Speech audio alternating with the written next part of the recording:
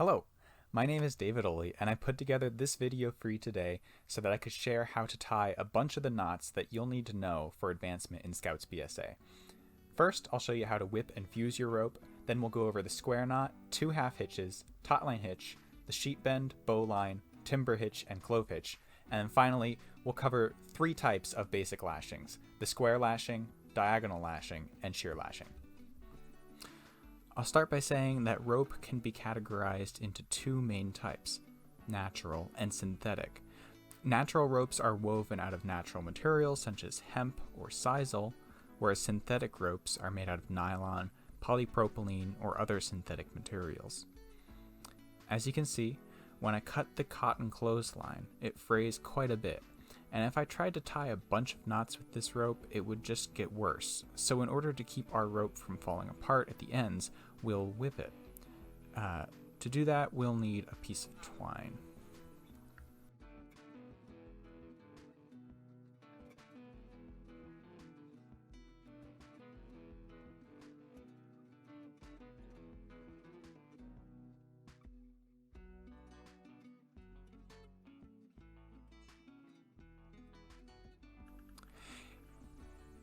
To whip your piece of rope, what you need to do is take your piece of twine and bend it over right at the end and sort of pinch the bent over piece of twine at the end of your rope all together so that a loop of it sticks off the end of your rope.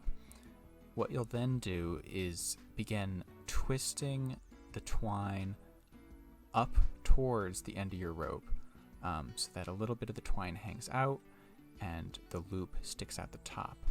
When you get to the end of how much you can wrap, you stick the piece of twine through the loop and pull on the end that's sticking out the bottom until it pulls nice and tight.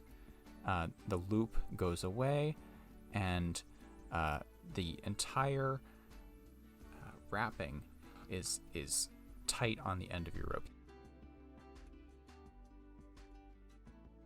Fusing rope is a process that accomplishes a similar goal to whipping rope, but for rope that is synthetic.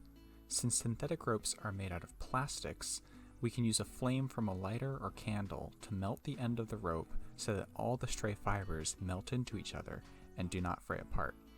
As you can see, the one end is coming apart and the other was all hard plastic.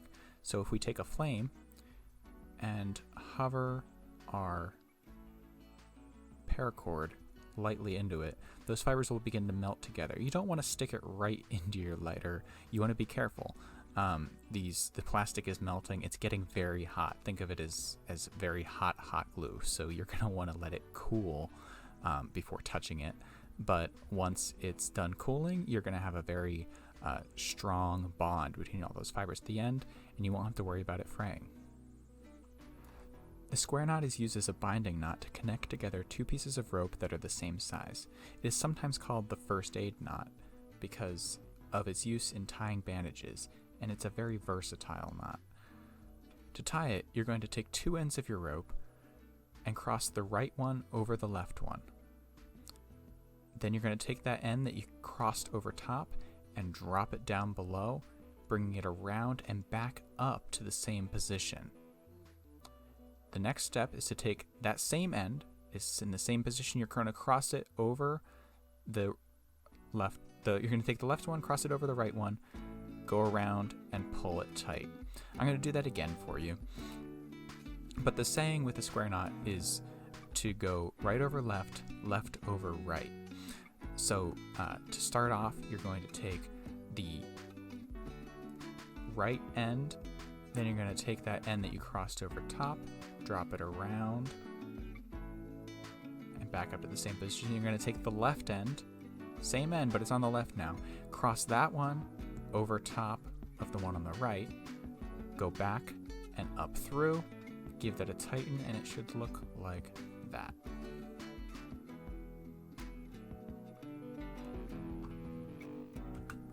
The 2 half hitches is a hitch that forms a loop and is typically tied onto another object such as a pole or grommet. They are commonly used to tie guy lines onto dining flies or tents. So to start tying the 2 half hitch, what you'll need is a piece of rope and something to tie it onto.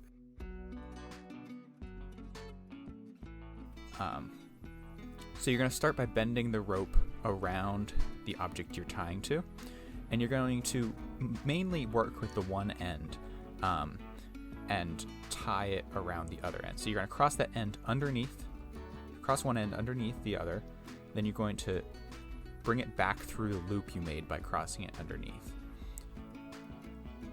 Once you go down through the loop you made, you're going to bring it alongside the other piece of rope again, cross it under once more, and go through that new loop. If you give that a tighten, you have created your 2 half hitch, and if you pull it, it'll tighten down to the object you tied it to. I'm going to tie the 2 half hitch for you one more time. So you're going to start by wrapping your rope around the thing that you're going to tie to. You're going to have 2 ends. Cross the one end under the other. Take the end that you crossed underneath the other end down through the hole you just made. Take the end that you just pushed down through that hole and cross it underneath the other end once more.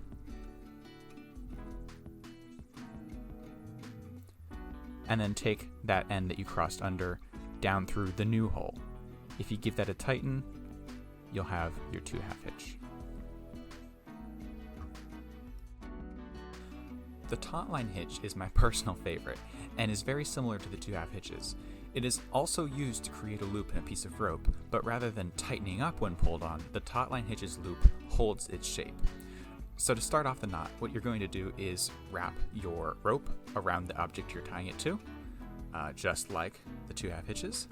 Then you're going to take one end, and cross it underneath the other end. Again, just like the 2 half hitches. This will look familiar.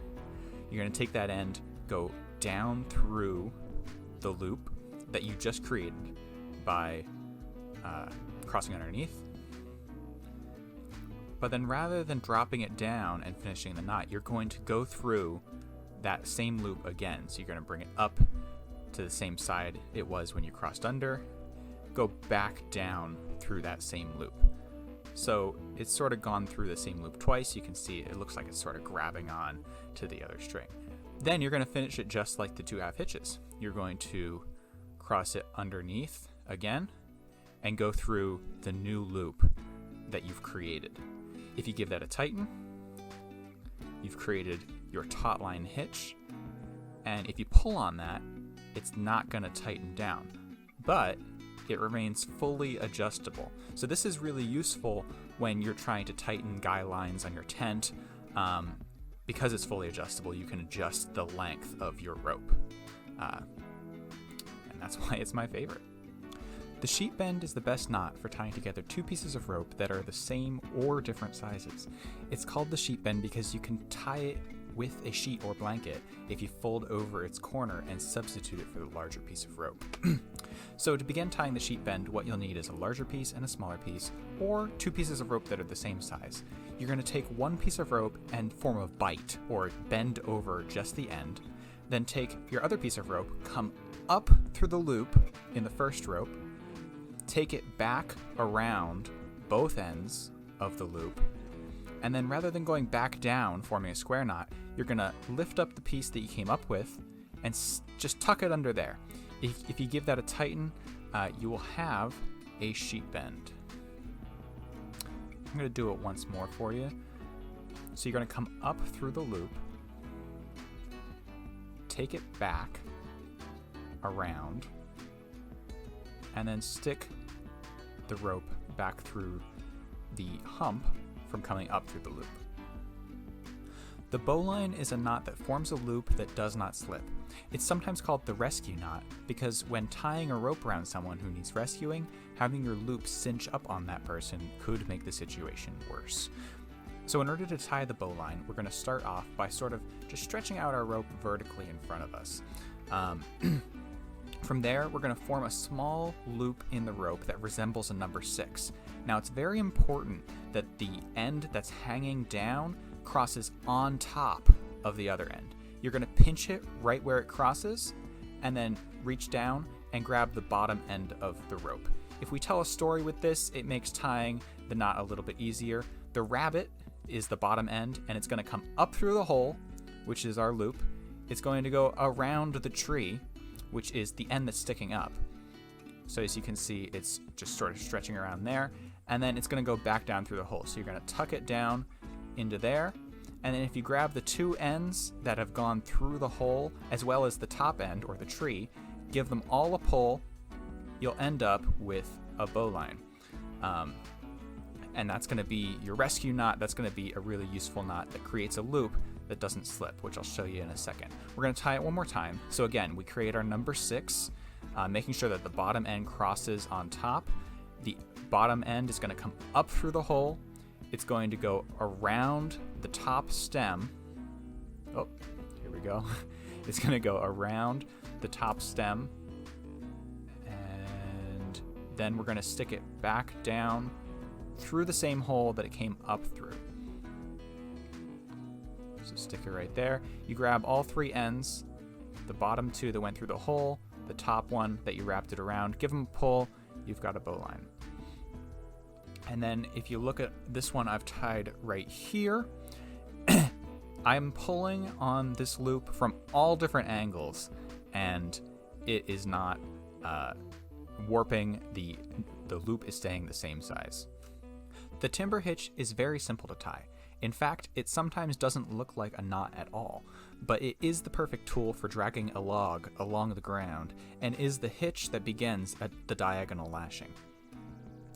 So to start our timber hitch, what we need is a log. I have this wooden mallet with me, and we're going to wrap our rope around it. Then what we're going to do is take our rope and begin tying almost just like an overhand knot. We're going to take the rope, cross it over the one end, and bring it through the middle. We're going to do that again, sort of just twisting it around 3 times. 3 is the normal number. You can do more, but once you do that, you just do your best to tighten it down around the log, and what you have is a hitch that is really great for just pulling heavy stuff. The clove hitch is used to hold tightly onto posts or to cinch bear bags tight. It is also the knot used to begin most lashings. To start our clove hitch, you're going to need a rope and something to tie it to. I use the handle of the mallet. You're going to start wrapping it around, being conscious to, as you wrap, form an X shape on top. So you see I've gone 1 turn, 2 turns, crossing over in an X.